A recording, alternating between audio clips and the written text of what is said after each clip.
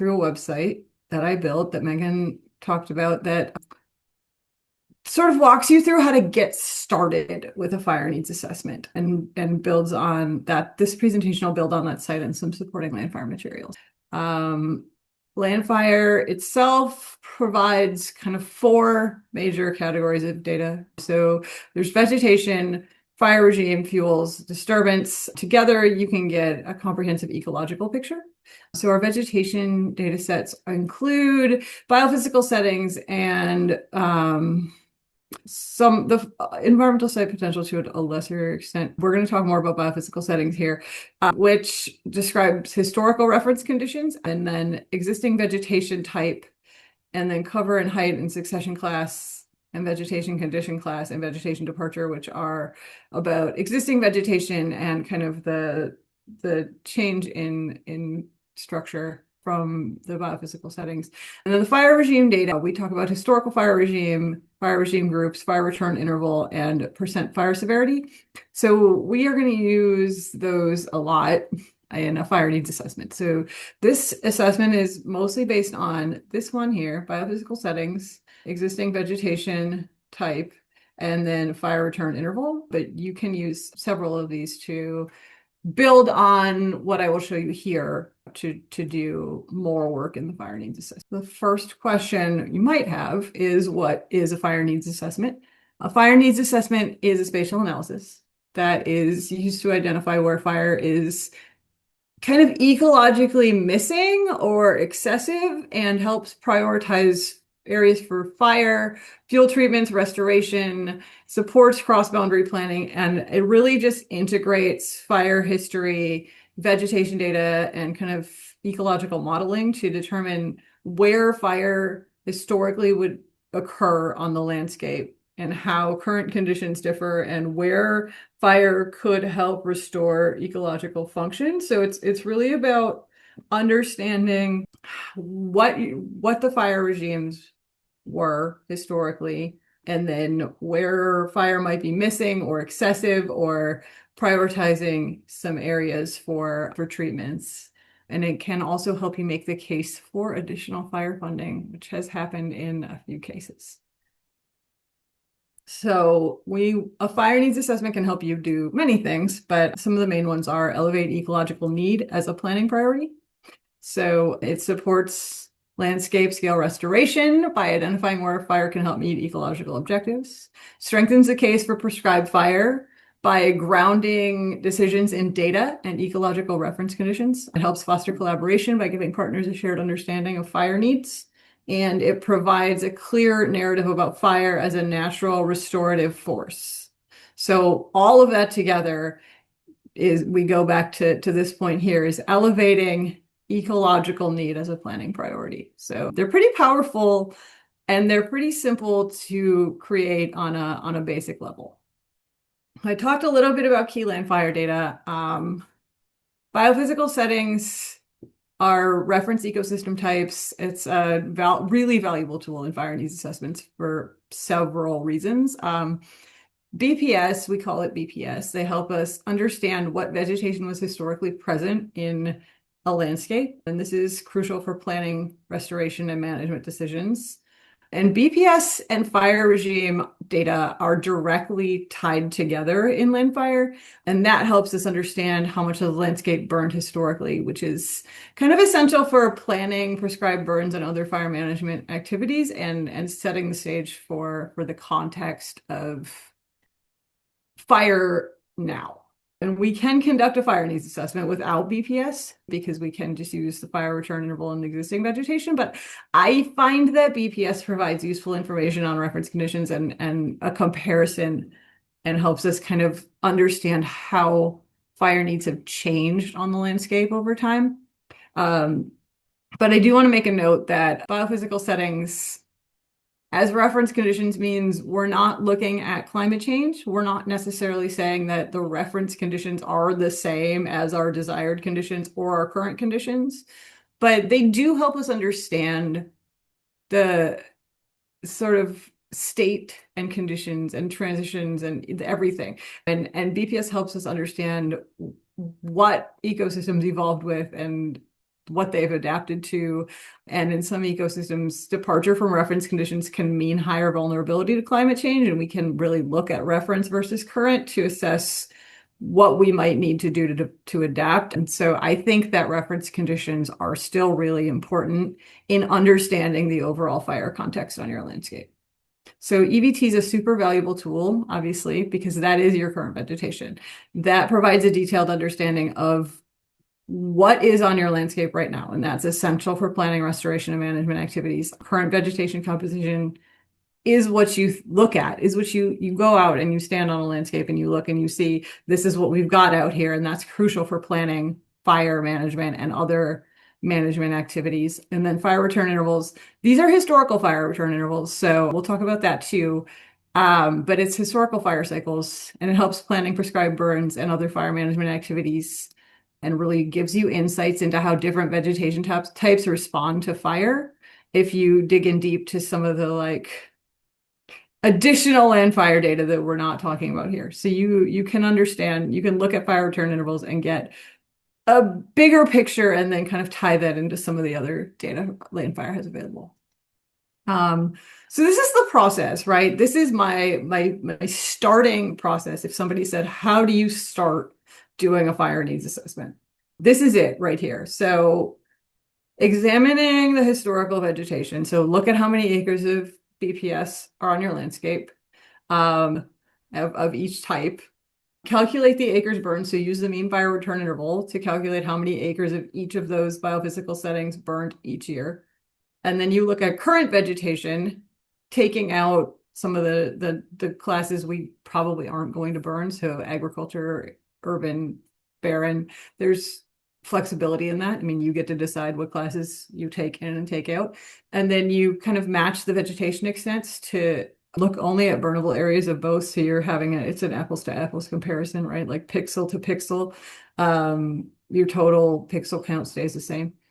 And then you're looking at fire return intervals. So fire return to understand the kind of mean fire return interval historically.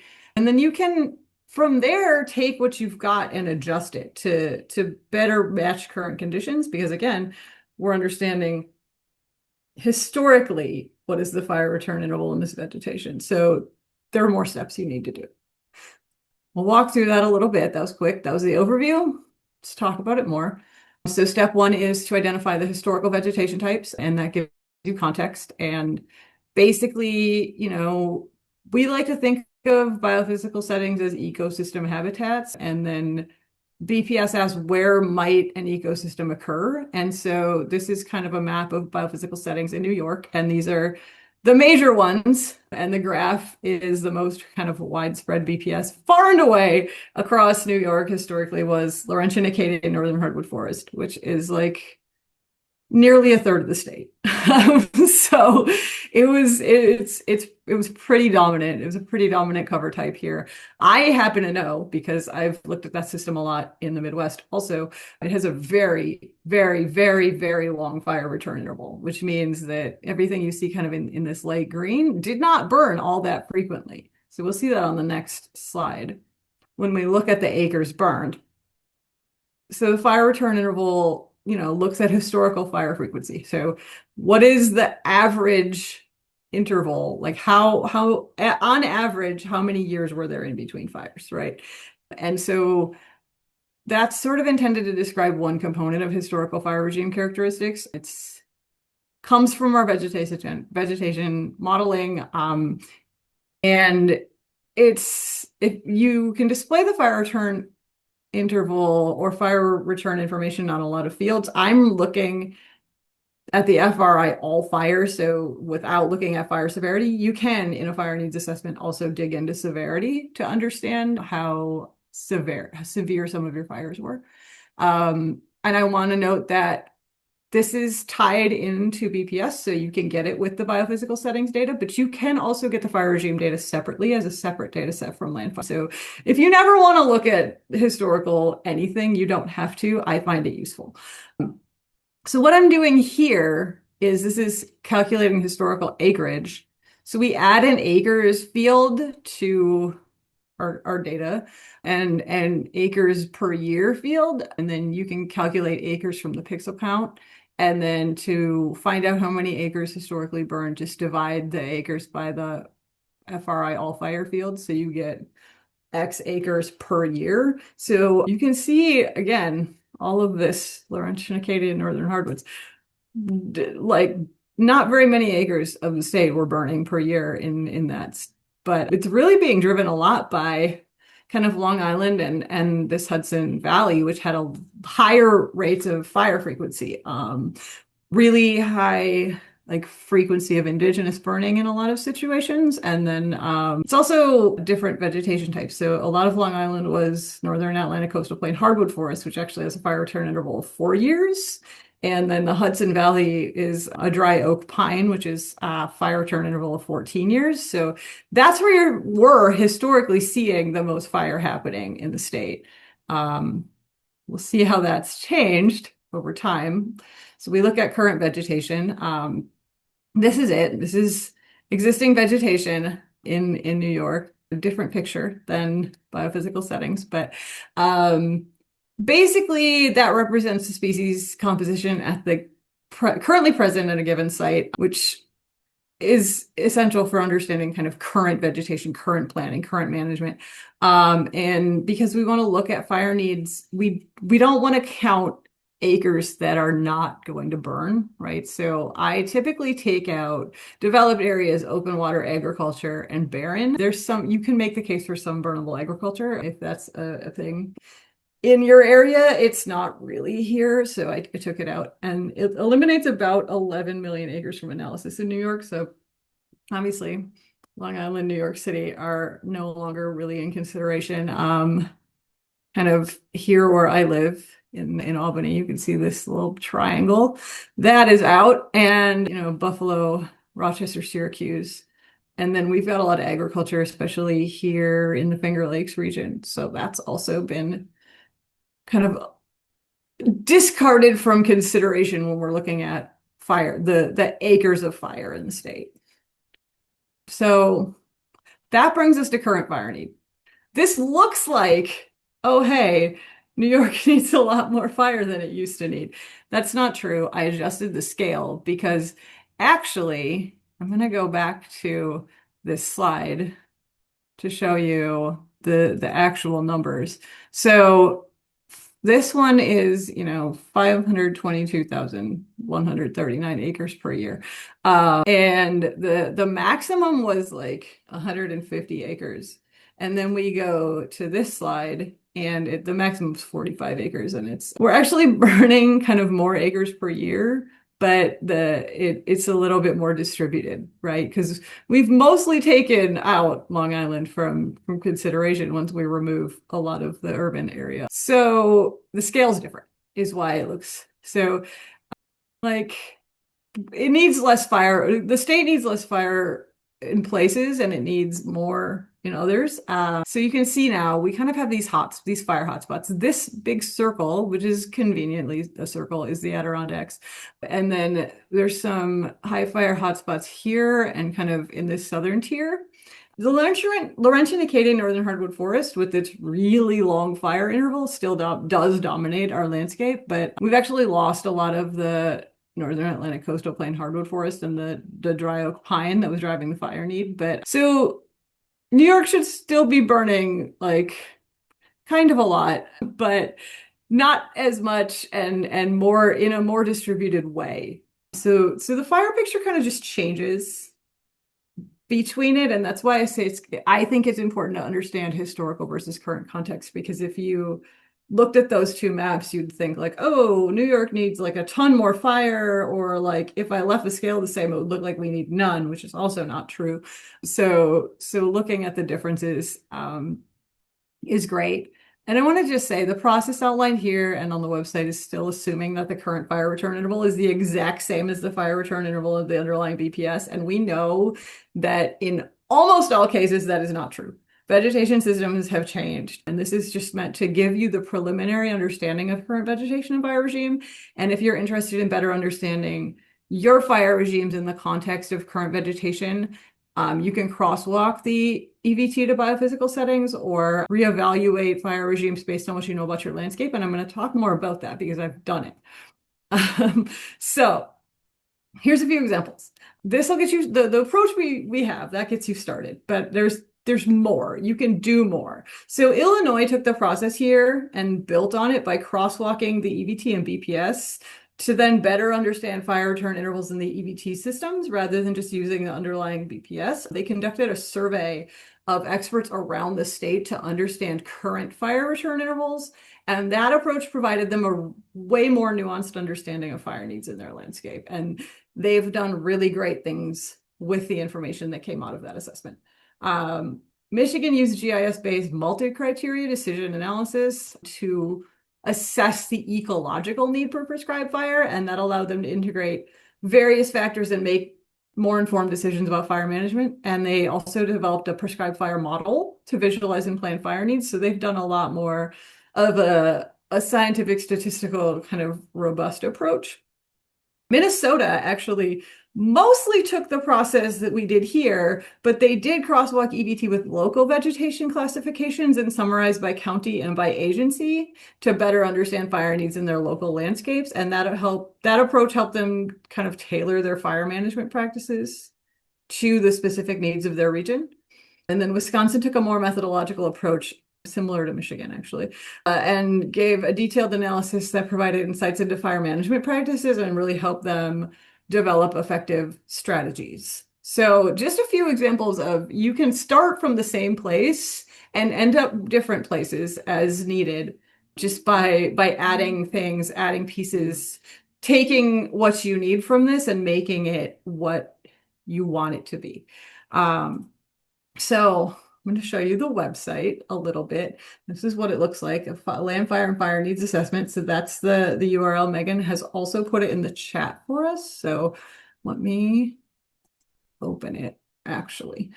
Here's the website.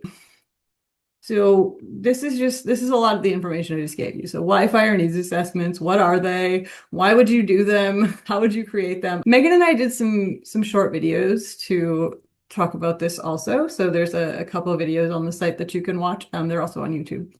And then this is also similar, but more detailed to the quick overview I gave you here of what a fire needs assessment is.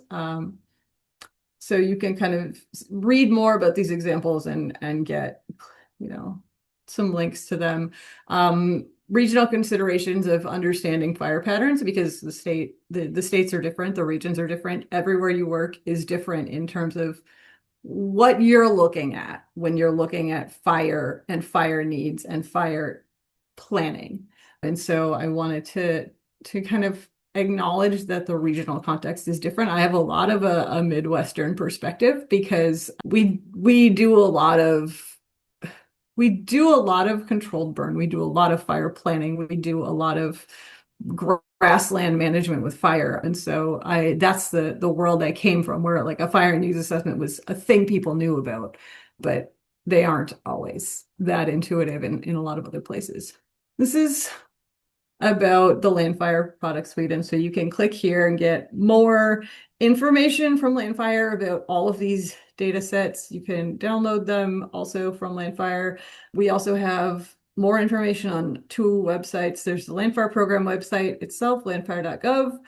And then the LANDFIRE 101 site that our team created that gives you some more examples, case studies of how people have used data and some more links to modeling and other higher level stuff that you can do with LANDFIRE. So if you're really interested in digging in deeply to all of the vegetation data sets LANDFIRE has to offer, LANDFIRE 101 is for you. So then we get to, again, more detailed info on what I just ran through with BPS and EVT and fire regimes. So you can read all of the things on these pages to tell you way more than I told you today. You'll see, this is my graphic with the overview, and then I kind of broke it down. And then what I like about this site is we have kind of options. So where to go from here. If you want to work in ArcGIS Pro, there's a workflow for that. If you want to work in R, there's a workflow for that. I'll show you the R workflow quickly. Basically, I make no claims that this code is good, correct, clean, or anything because I don't really know how to work with rasters in R. It's the creating the R section of this was a labor of love-hate, actually.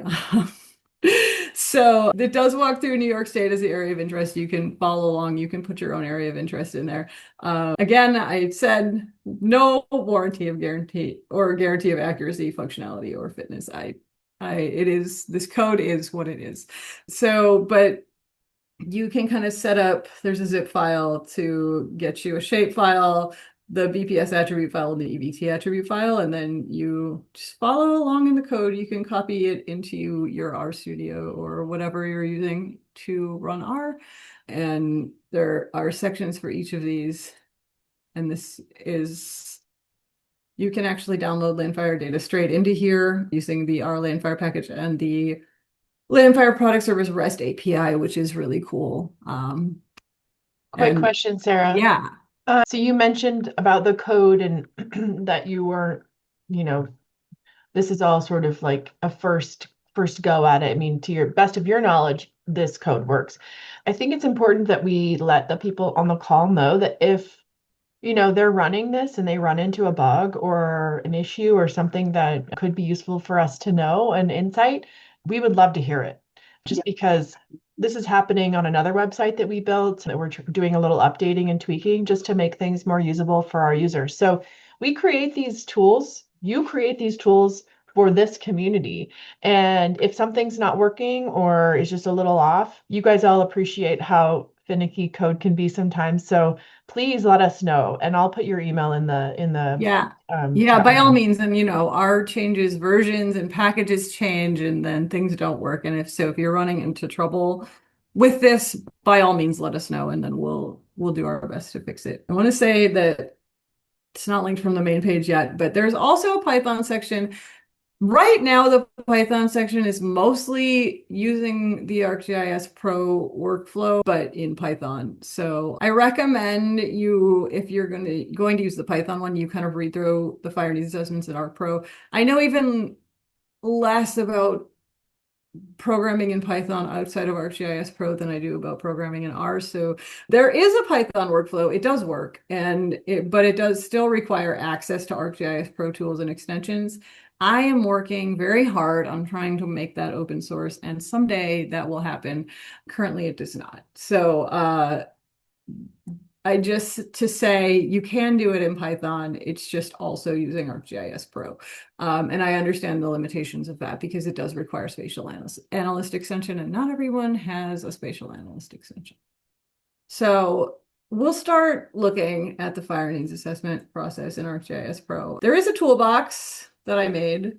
You can download it. You can also, same thing here, like there's the Jupyter notebook in Python, by all means. There were some issues with the zip file, so if you're running into issues with the zip file, please tell me. I think I fixed them.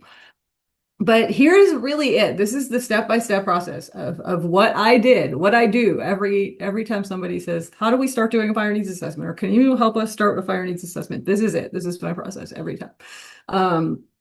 And it really walks you through this in ArcGIS Pro with screenshots, exactly what I type into the boxes. Here's the table. Here are the fields that you're looking at in the BPS. I used the full Appalachians for this one because I was doing fire needs assessment for them at the time. So the graphics are not just New York, they're this entire area, but it's the same process. And then, same thing, current vegetation, how to use EBT to mask BPS. It's essentially like if you were in a classroom environment and you had a JIS lab and they gave you a workbook to work through and said, click this and do this and type this into the box. I tried to make it as easy to follow as possible, so that you can understand what we were doing. And then we export the table.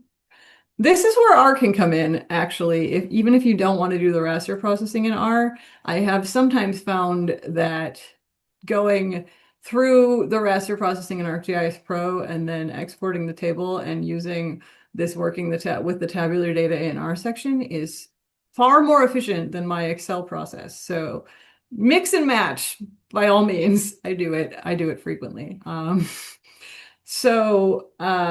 you sort of export the table and then work with the CSV file in Excel, which I still walk you through how to do it. And look at this. And then at the end, really, you come out with a summary table in all of these, either way. You come out with a group summary table, you weight the fire return, the average fire return interval, and then at the end of it, no matter what the process is, you basically get a table, this table. I think I put the table in here. Yeah. You get the EVT name, you get the average fire return interval historically, you get the acres of the EVT, you get on average how many acres of the EVT burned per year, and then percentage of how many acres of the EVT burned per year on your landscape. So you get this table, and then you can take this table and you can bring that CSV into GIS and attach it to your raster file, and then you can do cool things like display on acres per year or do more analysis in GIS. So that's the output at the end is you get a great table that's sort of like, hey, here's existing vegetation. Here's historically the fire needs, like the fire return interval. Here's how many acres you have. Here's how many acres per year burn. And that's exactly how I made that map with current fire need in New York is I did that process. I got that particular this right here that came straight from the summary table. Here it is. Fire return, your EVT fire return interval, total acres burned per year.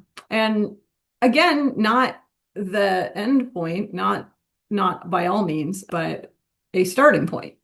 It can be an endpoint if you want to stop there. But I want to draw your attention to this map. This is a dashboard I made, refining your fire needs assessment. So this map shows everywhere that I know of that has a fire needs assessment. If you have a fire needs assessment or you do one, please let me know so that I can add it to the map and I can link the things. I haven't linked Missouri's yet. I have to do that. But so it's on here, but they don't have a link. But basically, you can select a state from this list, right? And then it'll zoom there. And then it will kind of give you an overview in this panel to show you, here's what we did. Here's what Minnesota did. They have an interactive dashboard. They did fire return interval mapping. They did a stakeholder survey. And here's the recommendations that came out of their process. And then you can go to their website and learn more about it on your own. Illinois is close to my heart because I did it myself. Jonathan was asking, is there a plan to work through each state? I know the answer to that, but I would love to work through each state, but not by me. I'm actually right now sort of doing it because so in TNC we have a divisional structure. And so I am doing base fire needs assessments for every single TNC division. And then I'm going to try to hand that off to divisional leadership and make the case that they should use it and like do something with it. So technically, yes, there was a plan to work through every state, and I'm working on it right now, but not in any formal, publicly releasable way, just in a way that I'm like, hey, I did the base part for you. Do you want it within TNC? So I'm hoping to start conversations, basically. Great. Yeah, so I'll show you Illinois because it's close to my heart because I did the whole thing. And so we looked at the same exact process. And then what we did was we identified that fire-dependent habitats are declining due to insufficient fire. There are a lot of barriers to fire use. There are regional disparities. And then their recommendations were to develop a statewide prescribed fire training certification program, which they are working on, create liability protections. They've launched many public education campaigns and prioritized funding. They're trying to prioritize funding to high needs landscapes. They've also created a really cool prescribed fires accomplished map to track fires across the state. It was great. You can read it. Michigan, Minnesota, Wisconsin are also in here. I really encourage you to just dive in, explore all of this. look at the site, run through the process for your area, see what happens, and just learn. Even if you're not sure you want to do a fire needs assessment, just learn about it. Just take the time to do this process and end up here and then see what you learn about your area. So And that's where how long how long does it take to do this, something like this from start to finish? um depends on how big your area is, right? So if I look at a whole state and I run the process, especially now if I'm running it with the tools that I have in Python and R, I can usually get through the whole thing in maximum 2 work days for a whole state. For, well, I mean, I guess that's not even a state. That's like that's a region, a TNC region. So it's quick one. Now that I've built the R and Python tools, it's actually really quick. If I was doing it step by step, mindfully, one by one, a week to a month, if I really, depending on how much I wanted to like stop at each step and explore the mapping and dig in and understand. But I would say if you run, even if you run through the process in ArcGIS Pro and stop at every step and don't use the automated tools, probably a week, maybe two. Great. Thanks, Sarah. Yeah, that's where I am. So this is me. This is how you can get a hold of me. Um, and this is behind me is one of my favorite fire dependent landscapes, the Albany Pine Bush Preserve. Um, so I can stop sharing. We can reshare if I need to show you anything, but I want to look at all of your faces. So All right, now it's the fun part. We get to hear from our community, and Kim has a question. Too. Hopefully my voice is working better than what looks like my image. Um, I'm really curious, Sarah, to me, the process of looking at all those maps, there's so many things that you can learn. In your experience working with our state chapter staff, what things have been most surprising and kind of most helped them shift their thinking about how to manage fire on these landscapes? I think it's been different everywhere, right? Because a lot of what comes out of this is very evident to the staff. Like they're like, "Hey, did you know that historically Illinois used to have a lot more fire than it does?" And they're like, "Yes." I think what becomes interesting is sometimes you can highlight some areas that you think you're like, oh, I thought we were doing a good job there, but we actually are not even close to putting as many acres of fire on the ground as this says we are. And why is that? Is it because the fire return intervals are changed, or is it because we're not prioritizing the right areas, or our management plans are different than they should be, or like do we just have the capacity to do it, right? And so then it becomes this bigger conversation of I thought we were doing great, but we're not. Why? And so I think that's been some of those conversations have been the best conversations I've had that have come out of this. Thanks, Kim. And Sarah, so Randy Swatier with the Nature Conservancy's Landfire team. One thing I remember from Illinois, which was really still kind of vague, but I thought super useful, was how stakeholders reviewed BPS fire return intervals and then modified them to better reflect what's needed. I wondered if you could tell us a little bit more about that, because I don't know, kind of launching off of Yeah. Kim's question, like what do you learn from doing these? And how can you improve them? Which I know you go into in your website, but Yeah, I'd just no, like to hear about it. I absolutely can talk about Illinois' process, and I will. I try not to have a favorite, but I did that whole assessment. I was involved in the whole thing, start to finish. So it's my favorite. But that was born out of this conversation because I just did this initial one, and I talked to our fire staff at CNC Illinois and was like, I put up this map of historically we need to have this much fire, and I took out all the ag fields. So they were like, I was like, you can't even say I'm misrepresenting how many acres would burn because I took out everything that in the BPS that is now agriculture. So like most of the state is not even being considered in the fire return intervals.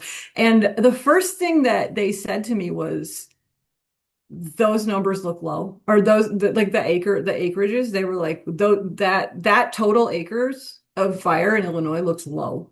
And I have never heard anybody say, I actually think we should be burning more than that. So it was, that's where that started, is I was like, so they actually thought, based on the landscapes in Illinois, the gut feeling was that our fire return intervals are actually more frequent than what BPS is saying they are. And it might be true in pre-colonization time and with burning there, but it's not true anymore. And so we did this whole survey where we got people in different agencies, different landscapes, so different kind of parts of the state, and then also just really different ecological systems within the state. We crosswalked it to the Illinois Natural Areas Inventory vegetation type, which is a type that they all know, right? So we crosswalked BPS to EVT, and then we crosswalked that further to the INAI so that they could work in a system they knew. And we basically said, here's a survey. Tell us what you think the fire return interval for your landscape is for maintaining a high quality example remnant or high quality example of that landscape, and then also tell us what you think it is for restoring a degraded one. And so we kind of got these two numbers that was like, if you're trying to bring a prairie back from grass, like pasture grass, the fire return interval is a lot different than if you're just maintaining an already good prairie. And it was a very in-depth conversation, and it led to a lot of buy-in among all of the various stakeholders in the whole state, which I think was a really great ending. And I'm very proud of everything that they accomplished in that assessment. Thanks for that, Sarah. Yeah. Who's next? You should take the poll that's on your screen while you're here, please, before you leave for the day. There's a question in the chat about, what do you think? Do you think that AI might have a role in doing fire needs assessments, or in maybe potentially some piece of this process? What do you think about that?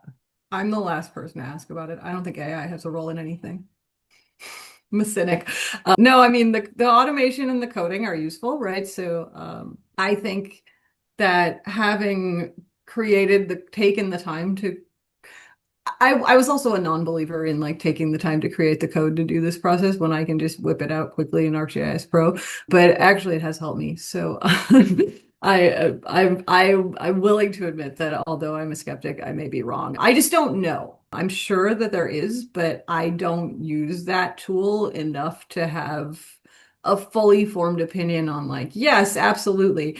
There probably is, the coding has evolved, and the automations that you can do and the way you can spin through a data table in R is like super impressive, right? So almost certainly yes, but I'm not the person to tell you what that is. I'll come back with another question. I didn't introduce myself before. Sorry, Kim Hall, also with the Nature Conservancy. My question is, across the different assessments that you've led or been part of, I'm guessing there were different levels of engagement with staff and engagement with the other stakeholder groups and managers. And it seems like a really amazing opportunity to, kind of have that co-learning as you're doing the work. And this was really kind of in response to the AI question, because I feel like, to me, the output, the final map, is not necessarily the most important thing. It's that process of getting people all exposed to the data and learning.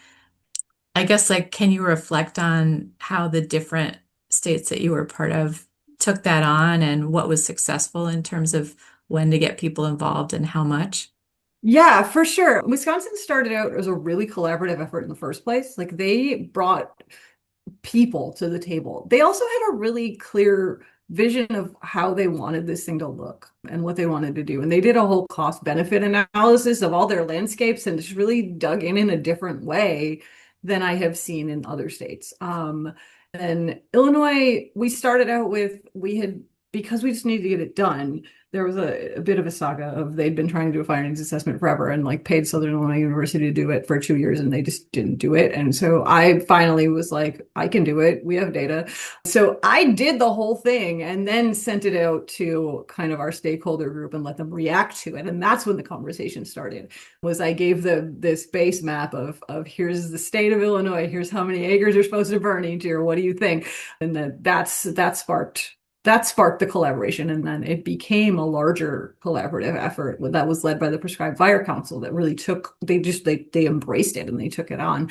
And Minnesota was interesting because they were trying to do it and they contacted me and said, how do we do this? And I sent this process from that. It was at that time just a PowerPoint that I had given of what I did in Illinois, not a website. And they started there, and then they also didn't do more at first. They never did anything with current return intervals. They just left it as the historical intervals. They were fine with it. They were all happy with it. And then that is also where kind of their discussion came in of how do we bin this? So their effort was like, how do we make it useful for us on the level at which we work, right? I've never done one that was just a solo effort that was like somebody did a fire needs assessment and said, here it is.